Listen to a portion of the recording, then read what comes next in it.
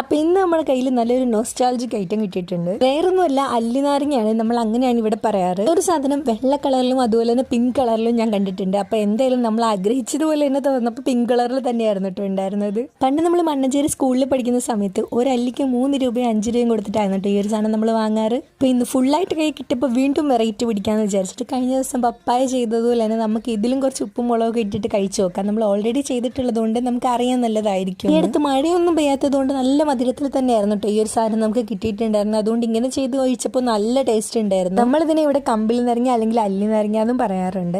അപ്പം നമുക്ക് ഈ തന്നാൾ 3 ഫുള്ളായിട്ട് തന്നിട്ടുണ്ടായിരുന്നു. ആദ്യത്തേത് തുറന്നപ്പോൾ പിങ്ക് ആയിരുന്നു. അപ്പോൾ രണ്ടാമത്തേതും പിങ്ക് ആയിരിക്കാം എന്നുള്ള വിചാരത്തിൽ നമ്മൾ തുറന്നു നോക്കിയത്. അങ്ങനെയാട്ടോ നമ്മളിതിങ്ങനെ വെറൈറ്റി ആയിട്ട് ഉണ്ടാക്കാമെന്ന് വിചാരിച്ചത്. ഈ സാധനത്തിനെ പറ്റി നമ്മൾ വീട്ടിൽ പറഞ്ഞു കഴിഞ്ഞിട്ട് നമ്മൾ ഇൻസ്റ്റാഗ്രാമിൽ യൂട്യൂബിലൊക്കെ കയറി നോക്കുമ്പോൾ ഫുൾ ഇതിങ്ങനെ ഉപ്പും മുളകൊക്കെ ഇട്ട് തിന്നുന്ന വീഡിയോസ് ആയിരിക്കും. പിന്നെ പറഞ്ഞ് ഒട്ടും എക്സ്പെക്ട് ചെയ്യാണ്ട് നമ്മൾ വീഡിയോയിൽ കണ്ട പിങ്ക് കളറിൽ തന്നെ നമുക്കും ഉണ്ടാക്കി കഴിക്കാൻ പറ്റി. അപ്പോൾ അതിൻ്റെ കൂടെ കുറച്ച് നെല്ലിക്കയും കൂടെ ഉപ്പിലിട്ട് വെച്ചിട്ടുണ്ടായിരുന്നു. നമ്മുടെ നോമ്പൊക്കെ ആകുമ്പോൾ നല്ല അടിപൊളിയായിട്ട് ഉപ്പൊക്കെ പിടിച്ച് കിട്ടും.